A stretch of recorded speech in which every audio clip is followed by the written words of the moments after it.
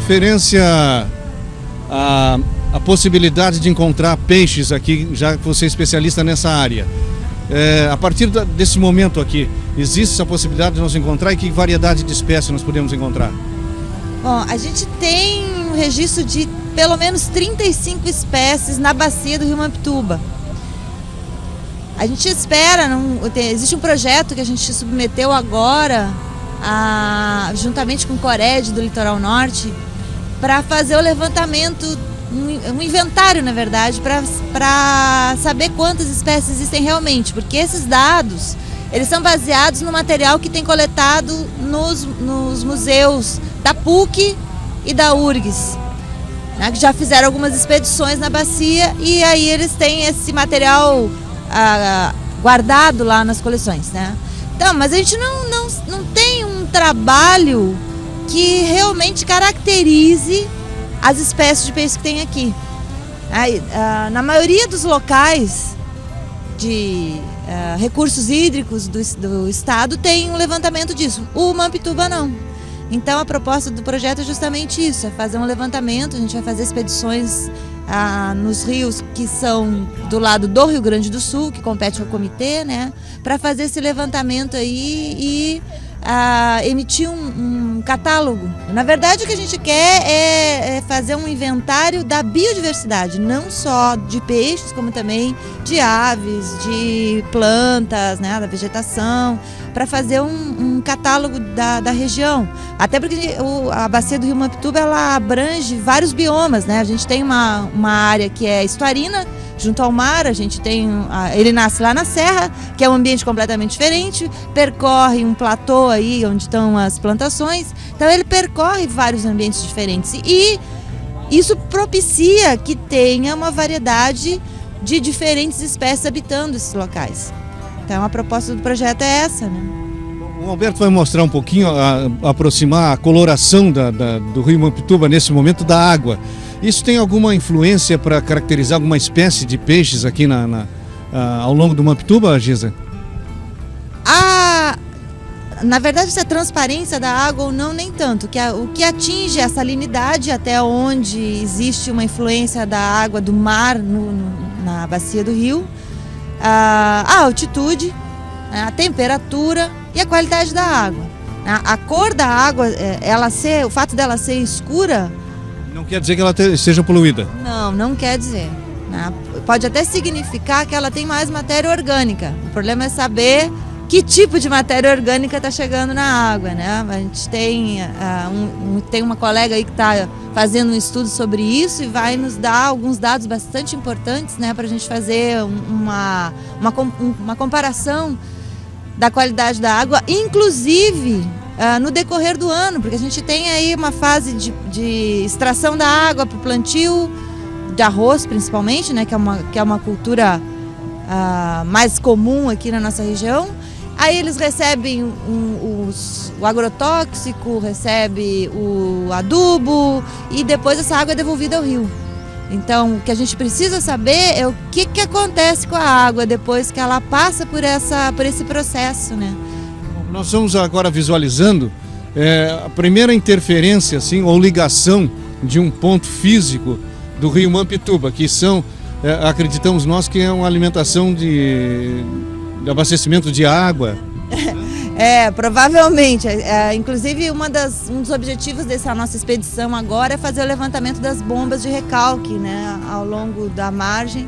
A gente vê aqui uma construção que não deveria acontecer na beira do rio, mas é do lado de Santa Catarina, então fica fora da nossa jurisdição. E é uma luta do comitê justamente fazer essa conexão para formar um comitê no lado catarinense e poder fazer um trabalho em conjunto. Professora Leonila, uma avaliação aqui até esse momento, em que estamos nos aproximando, e o Alberto vai mostrar a imagem agora, exatamente da BR-101, esta divisa do estado de Santa Catarina, e nós estamos aqui navegando pelo Rio Mampituba, observando a vegetação de ambos os lados. Que avaliação faria até o momento dessa mata ciliar aqui que nós temos tanto do lado do Rio Grande do Sul como do estado de Santa Catarina? A gente está observando que realmente as margens do Rio Grande do Sul estão mais preservadas, né? Santa Catarina não. Então eu já tinha dito que o nosso trabalho, ele desde o início do comitê sempre foi junto com Santa Catarina, porque o Rio divide os dois estados. Então o que a gente acha? Não adianta nós preservarmos um lado e o outro lado degradar, né? E até hoje a gente não conseguiu ainda fazer com que a gente trabalhe junto, que eu já tinha até comentado que a gente sugeriu então que já que a ANA, que é a Agência Nacional de Águas, não nos atendeu, depois quanto que o senador falou, de 15 anos eu acho que nós estamos lutando para criar o comitê federal, né? Porque o Rio ele é federal, então quem tem que criar o comitê inteiro da bacia do Rio Grande do Sul inteiro, do Mampituba inteiro, seria a ANA. Mas isso em Brasília, e tudo é difícil em Brasília para, né, tudo, até chegar lá, até decidirem, voltar, demora. Então o Rio Grande do Sul decidiu fazer o nosso comitê, que a gente diz que é pela metade, mas a gente está satisfeito, né? Pelo menos a gente tem o nosso. E que a ideia, então, é que eles criam deles para a gente depois, com os dois criados, né? E funcionando, a gente possa, então, ir pressionar de forma mais efetiva a Agência Nacional de Águas para que crie o comitê inteiro. É essa a questão.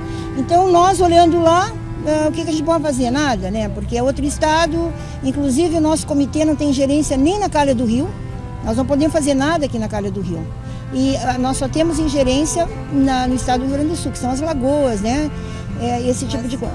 E os afluentes. E os afluentes, é isso, né? Então, por isso que a gente, mesmo pela metade, que né, a gente não gosta de estar falando isso, mas o nosso sonho realmente é o comitê inteiro, porque aí nós iríamos estar trabalhando todas as questões. Então a gente está observando o lado de lá, não chegamos ainda nas lavouras, né, Giselane? A gente sabe que quando chegar... Mas nós vamos nos aproximar da primeira captação de água do Rio Mampituba, né? Que na margem de Santa Catarina aqui, que vamos registrar, a primeiro momento já estamos visualizando as primeiras bombas aqui, ó. Todos os nossos trabalhos, quando a gente fez, já faz, acho que esse é o 6º, 7º, né? Vistoria que a gente está fazendo, a gente também observa isso. Só que no lado de Santa Catarina a gente observa e anota, porque nós não podemos atualmente estar fazendo nenhuma ingerência, né? E a gente nota que existe uma captação muito grande do rio, de água do rio, e que a plantação, nós vamos observar também a plantação de arroz. No Santa Catarina o arroz vem até a beiradinha do rio. E no Rio Grande do Sul, a gente sabe que hoje não, porque a promotoria pública está muito conosco, né? Eles, inclusive, no Rio Grande do Sul já fizeram um termo de ajustamento de conduta com os agricultores para deixarem um espaço, né? Para fazer um corredor ecológico na margem gaúcha só. Professora, vamos registrar o primeiro momento aqui. Primeira bomba que está sendo mostrada agora de captação. Se ela está funcionando ou não, não sei. Mas ela está, vamos dizer assim, pronta para ser funcionada. Aqui é um descascador de arroz, né? Uma indústria de arroz. Beneficiamento de arroz. Dos canelas, isso. O registro de outra ligação, que deve ser de água também, né? Super baixa, né? Praticamente perigosa, né? E que, se não tomar cuidado, dá acidente assim, de navegação, com certeza. É isso que o pessoal da FEPAM estava alertando, professor. Isso. Hoje nós temos o Paulo aqui também do Parque Estadual da Itapeva, que eles têm poder, né, de autuar, de fiscalizar. A Onda Verde não, a Onda Verde e o comitê, ele não tem autonomia para fiscalizar.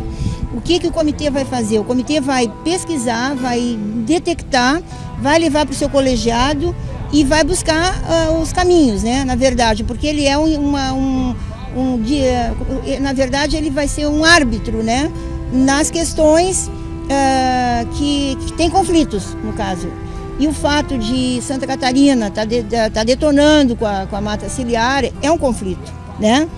Esses cabos que a gente está vendo aí também, isso tem que ser resolvido. E aí então o parque, que é nosso parceiro, o Parque Estadual da Itapeva, a FEPAM, o Pelotão Ambiental, como eu já falei, são parceiros assim de muito tempo e que nos ajudam a estar fiscalizando e tomando alguma providência. E em algum momento sabe-se perfeitamente de que, olha, já está registrando alguns pescadores ali de caniço, né? Mas que eu acho que a Giza dá para registrar que tipo de peixe, Giza, eles estão buscando ali naqueles caniços. Cará, bagre. Alguns sobem um pouco mais o rio, que são na verdade peixes marinhos, mas que tem essa transição em água doce também. São adaptáveis a essa mudança de comportamento da água. Eles têm uma fase da vida, né? Quando fazem a desova é na água doce. Não, na verdade não é a doce, é a água salobra, né?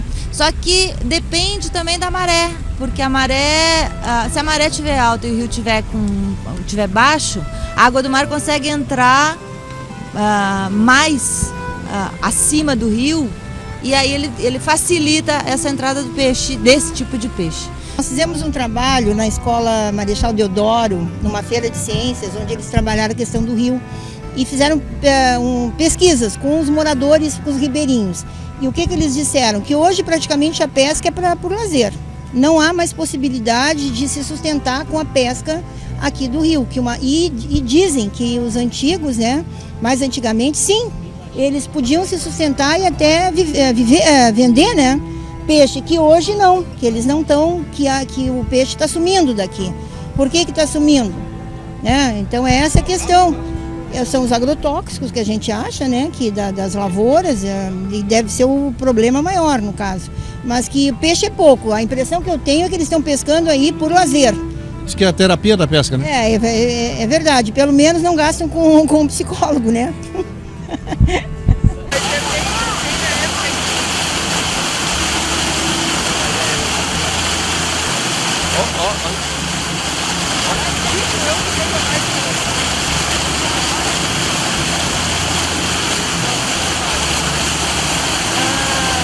A máquina está falhando.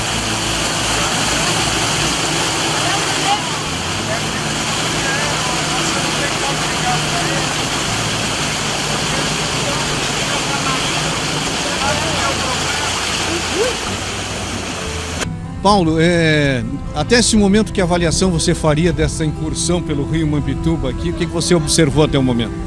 Olha, o que dá para observar é que o lado gaúcho, o lado do Rio Grande do Sul, apesar de todos os problemas que nós enfrentamos, está melhor conservado que o lado de Santa Catarina ainda, né? Santa Catarina existe uma ação antrópica muito mais agressiva sobre o rio, enquanto que aqui no Rio Grande do Sul apresenta-se um pouco melhor o estado de conservação, com uma vegetação, até esse momento aqui, vegetação ciliar ainda predominante, né?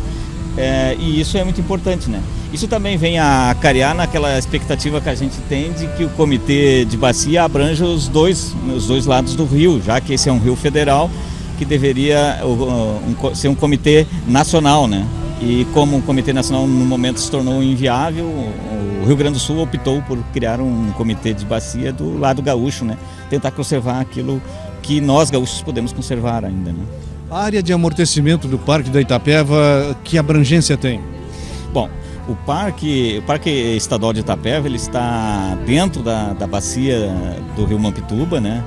A sua zona de amortecimento abrange as duas bacias, tanto a do Rio Tramandaí como a do Mampituba, mas 90%, mais ou menos 90% da área do zona de amortecimento está dentro da zona de amortecimento aqui do comitê do Rio Mampituba, né? A Lagoa do Jacaré está integralmente dentro da zona de amortecimento. A Lagoa do Forno, do Morro do Forno, está dentro daquele corredor ecológico proposto no plano de manejo, né?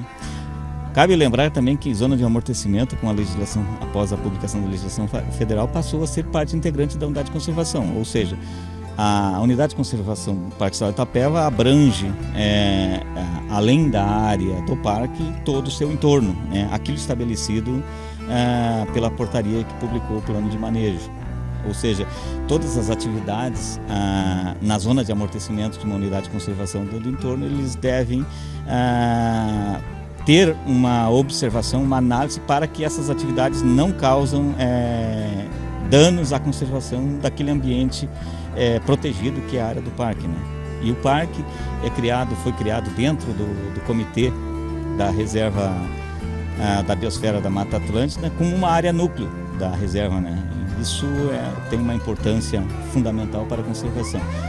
É uma área com reconhecimento internacional, né, por estar dentro do comitê da reserva da biosfera, e isso faz do parque aquilo uma área núcleo, né, de conservação, né.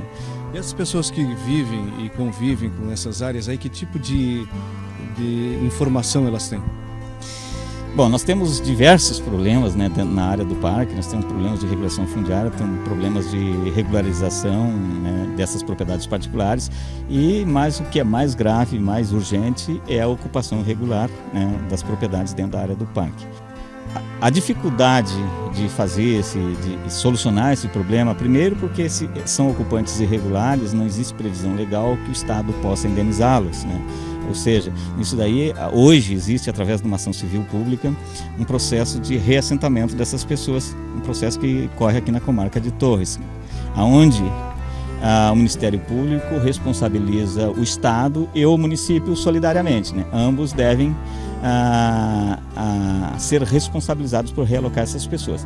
Já as propriedades particulares, temos problemas na regularização fundiária, porque a grande maioria das propriedades não tem a documentação legal, né? Ou os próprios proprietários muitas vezes são devedores do Tesouro, tanto do Estado como da União, e isso requer também uma análise jurídica para a indenização dessas pessoas, né? Isso é um percentual muito grande de proprietários que têm esses problemas, né, com débito com o Estado. Outras propriedades que têm contrato de compra e venda, ou existe uma matrícula original, porém foram vendidos através de sucessores e seus proprietários faleceram e seus herdeiros não solucionaram, não regularizaram a situação, e que hoje se torna difícil de aquisição dessas áreas. Então é um processo muito lento, que não é só de responsabilidade do Estado, os proprietários também têm o dever de ter essa documentação em dia para que o Estado possa pagá-los, né? Aqueles que estão dentro da unidade de conservação, nenhuma atividade que está em desacordo com os objetivos de conservação do parque, está em desacordo com aquele objetivo proposto lá na conservação do parque, que foi proposto para a criação do parque, nenhuma atividade dessas é permitida, né? Então eles não podem, eles têm ali o direito de propriedade, mas suas atividades ali dentro são limitadas. Olha só as braquiárias, ó. Muita braquiária. Inclusive está obstruindo o leito do rio, né, as braquiárias. E aí, existe uma proposta de remoção? Eu acho uma possibilidade de se fazer um projeto para tentar evitar um prejuízo maior, né? A proposta atualmente que eu tenha conhecimento, pelo menos a nível de Secretaria do Meio Ambiente, não existe. E aí, né, seria a nível de DEFAP. Mas legalmente a informação que se tem é que a braquiária ela vai sufocando a mata nativa. Também nós podemos observar aqui na margem desse rio que ela tomou conta dos locais que originalmente eram ocupados pelos aguapés nativos. Os aguapés nativos tinham uma função ecológica, que é a reprodução de peixes, uma série de outras coisas, que hoje fica prejudicada pela ocupação, a invasão da braquiária aqui, né? E isso também, claro, causa problemas de reprodução de algumas espécies aquáticas, né? Isso é um problema sério em termos de ecossistema. Eu acho que inclusive gramíneas nativas também, gramíneas nativas. Mas eu acho que é interessante sim se pensar a nível de Estado, a nível de município, de resolver esse problema. Principalmente esse assunto eu acho que tem que ser debatido dentro do comitê.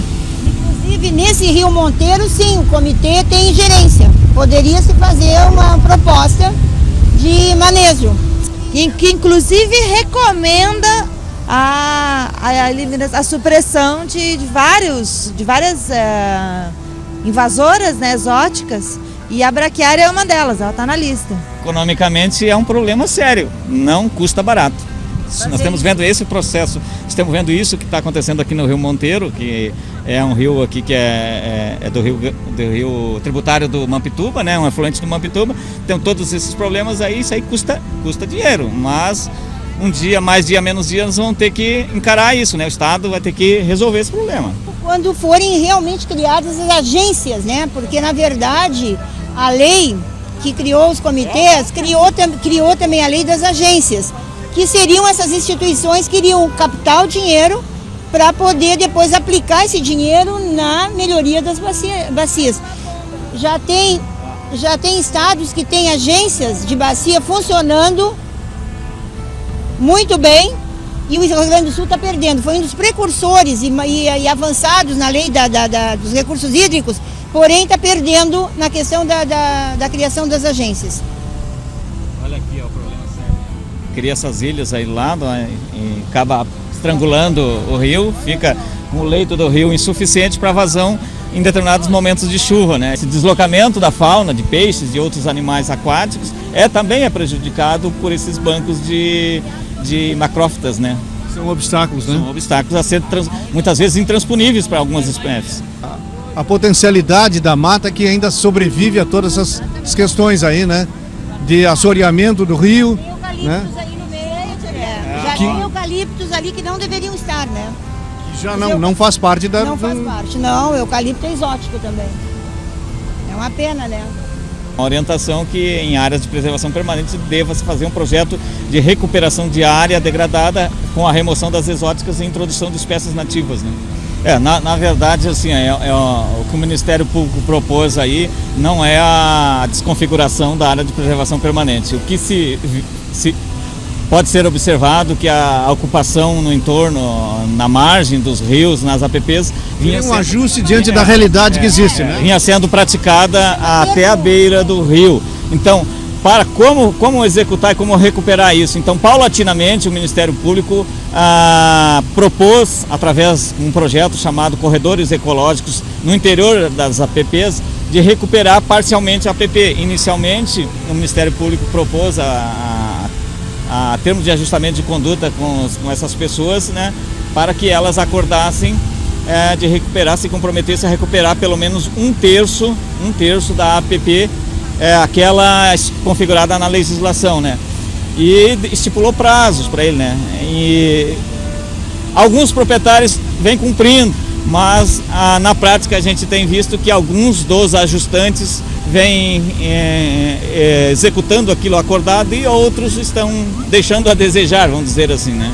O que representa esse material que está no rio agora nesse momento? Pois este ano foi excepcional, porque nós recebemos um pedido da Secretaria do Meio Ambiente, o Comitê do Mampituba, dizendo que a praia estava com dificuldade de limpar a praia, manter a praia de Torres limpa, por causa dessas macrófitas que descem o rio e acabam na praia de Torres, né?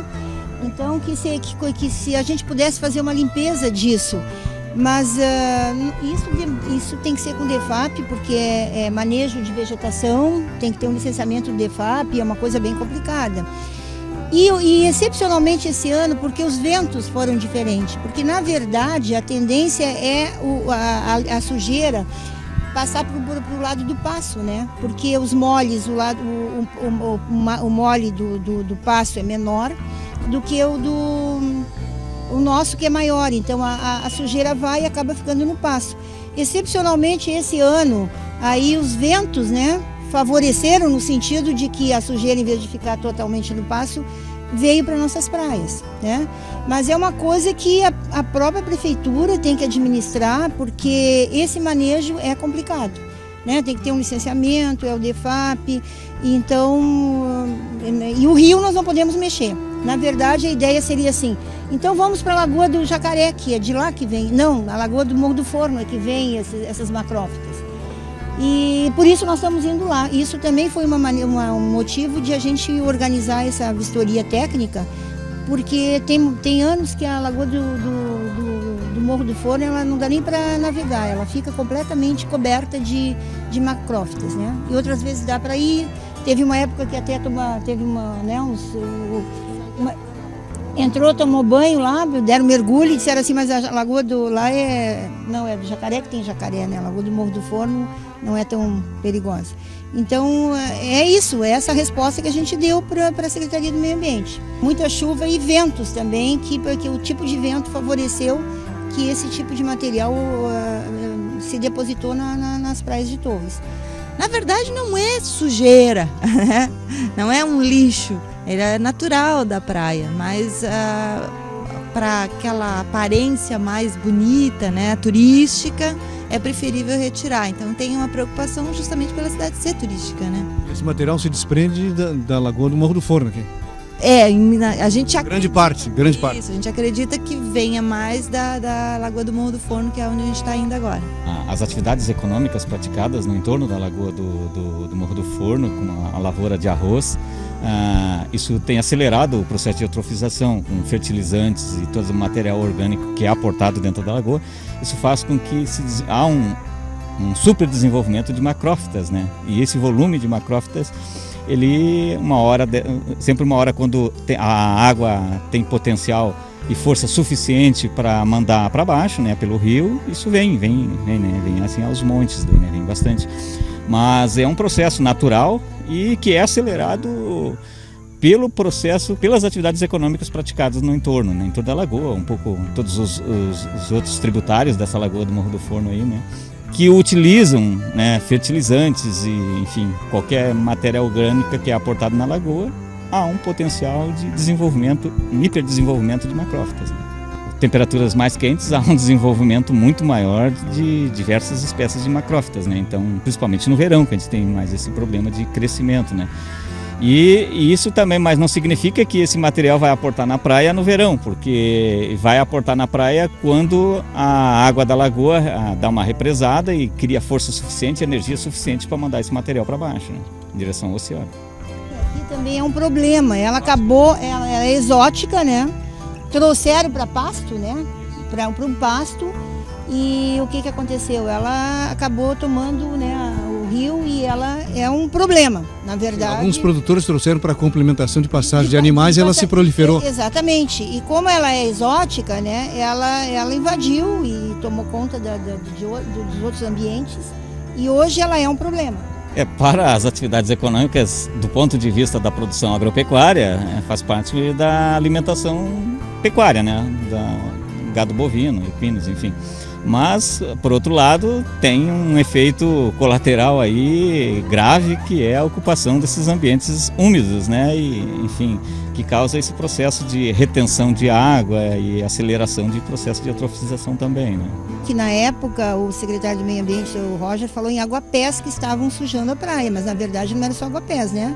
Braquiárias também estavam lá, né, depositadas na praia, todo tipo de vegetação, independente do aguapé, porque eu acho que o aguapé não é um problema, né? Porque o aguapé é nosso, né? Essa história do aguapé que ele acelera o processo de filtragem da água, de limpeza da água, procede? Procede, sim. Ele é uma das plantas que é utilizado muitas vezes para tratamento, né? Ele retira a matéria orgânica da água, né, e fixa com um vegetal. E aí só que esse material tem que ser retirado, né? Uma vez fixado, essa matéria orgânica da água tem que ser removida. Caso contrário, ela fica na água, ela entra em estado de decomposição, acelerando ainda o processo, aumentando ainda mais, né? O processo vai dar um efeito contrário. Efeito contrário, até porque dificulta também a penetração de raios de luz na água, que são importantes para diversas outras espécies vegetais, inclusive, além da fauna, é claro, né? A famosa fotossíntese feitas pelas microalgas, pelas algas, né? É importante também, eu acho, falar de quando falo assim macrófitas e macrófitas, tudo que é macrófitas são plantas, não é só necessariamente as nativas, existem macrófitas exóticas, no caso aqui. As macrófitas são toda a planta macro, grande, a água, né, que se desenvolve nesse meio aquático, né? Então é isso que as macrófitas podem ser benéficas, dependendo do ponto de vista, ou pode ter problemas também colaterais, né? Efeitos negativos, deletérios para a conservação dessas águas, né? Dependendo do grau de interferência, do grau de utilização delas, né?